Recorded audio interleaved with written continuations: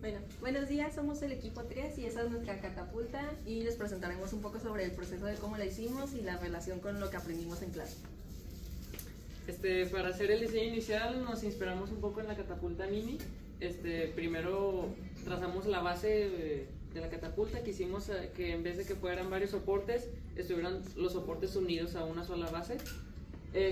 Luego para hacer los que serán los soportes del brazo quisimos hacer el típico triángulo. Lo hicimos con una forma de A y para hacer el brazo lo pusimos pues justo en el centro. Tratamos de hacer un poquito el brazo un poquito más para atrás para darle espacio al contrapeso y luego le pusimos soportes en todo lo que sería la base y en los soportes de los brazos para que estuviera rígido. Bueno, yo les voy a hablar sobre aspectos más específicos, como lo son la caja donde se mantiene el contrapeso. Decidimos hacer una caja ya que esta podía permitirnos variar los pesos que utilizábamos.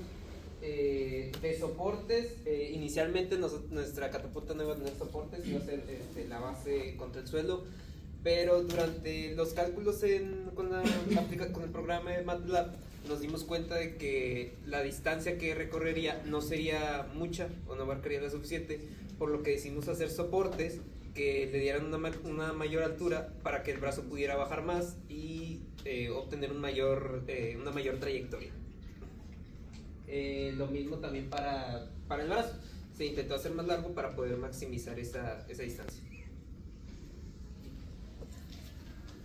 Bueno, aquí ya mi compañero mencionó dos de los problemas, pero el primero fue que habíamos primero conseguido la catapulta, tal vez con el error de no hacer los cálculos primero. Entonces pues teníamos una catapulta y ya después vimos que con el largo del brazo no iba a llegar ni de broma a los 7 metros o 8 que nos dijeron al principio que iba a ser el máximo. Entonces pues tuvimos que hacer el brazo más largo. Después ya con el brazo largo y con el peso vimos que llegaba máximo a 2 metros. Entonces fue por eso que construimos los soportes abajo, para que el brazo pudiera tener un mayor ángulo de donde lo soltáramos y que llegara más lejos. También la vez que llegó a 2 metros fue porque nomás le habíamos amarrado aquí como unas 4 pesas de 3 libras, o sea 12 libras, muy poco, y por eso decidimos hacer también la caja. Otro de los problemas fue que pues al tener más peso y un brazo más largo, los soportes estos no iban a aguantar tanto, entonces le pusimos estas. No sé si se alcanza a ver bien, pero es la A y aquí tiene otra tabla atravesada. Esa no estaba al principio y se la pusimos ya en los últimos días prácticamente para que pudiera aguantar el peso que le pusimos aquí.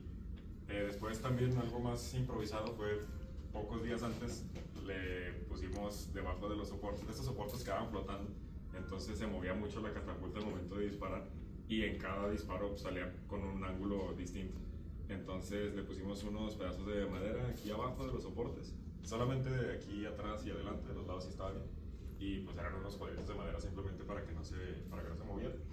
Y bueno, un problema que no resolvimos porque nos dimos cuenta hasta el último era que la caja pegaba en distintos lugares de la base, o sea tenía como unos 10 centímetros, un rango de 10 centímetros en el que pegaba, y eso hacía que el ángulo de disparo fuera diferente en cada uno de los disparos. Y eso también fue lo que hizo que no le atináramos a ninguna de las canastas ayer. Y esos fueron los problemas.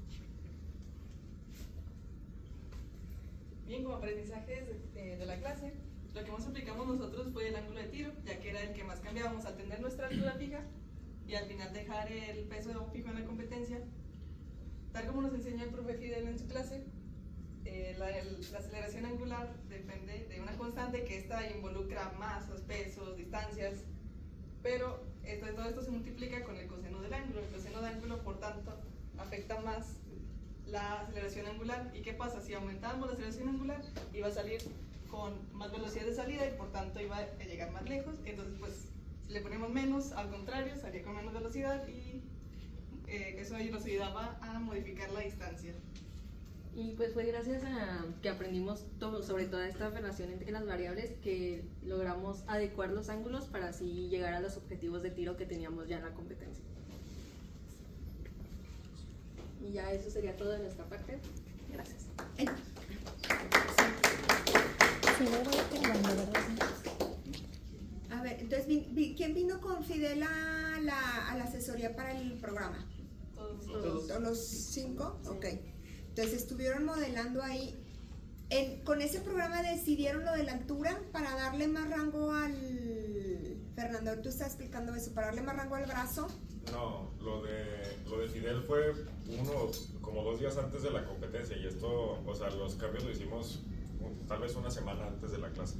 O sea, con lo que vimos que no iba a alcanzar era primero con el programa que nos mandaron de MATLAB, el de las 2 personas, y vimos que con el largo del brazo no alcanzaba y fue cuando cambiamos el largo del brazo. Y ya el cambio de la altura lo hicimos cuando probamos físicamente y vimos que no llegaba a más de 2-3 metros. ¿Y cómo influye Emiliano, cómo influye, o sea, con qué fórmula ves, cómo influye la distancia del brazo para el lanzamiento? Por ejemplo, cuando nosotros lanzamos, por ejemplo, nuestra catapulta, cuando nosotros modelamos el largo del brazo, mismo nos tiene 2 pesos, que sería el peso del proyectil y luego el peso también del brazo. Entonces, cuando nosotros lanzamos la pelota, sale disparada con una cierta distancia. Pero también dentro de lo que decía mi compañera, que dentro de la constante involucraba también la distancia del brazo. ¿Cuál es esa cuenta? Si la formulita donde está involucrada la distancia del brazo. ¿Verdad? O sea, ¿qué concepto toma en cuenta la distancia del brazo?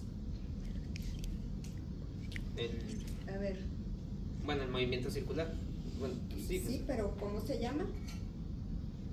la ¿Multiplicas qué por qué y cómo se llama eso? A ver, Fernando. La velocidad tangencial. Es de la velocidad angular por el radio del brazo. O sea, entre más largo sea, más velocidad va a tener y más lejos va a llegar. Ok. A ver.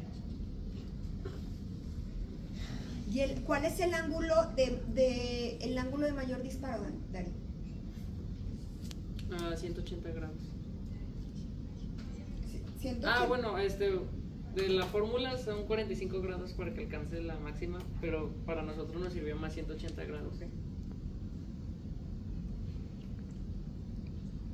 ¿Alguna ley en Newton, Sandy, que me puedas mencionar que estudiaron y que está relacionado con alguno de los fenómenos de la catapulta?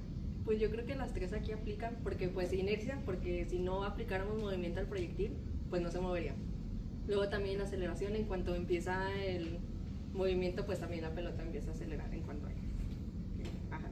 Y la tercera, que era la de... cada acción tiene una narración, pues también porque todos los pesos que teníamos, tanto en el contrapeso como aquí, pues al momento de bajar, pues daba más impulso. Ok, bueno. Muy bien, gracias, jóvenes. ¿Qué equipo sigue? Hago Willow.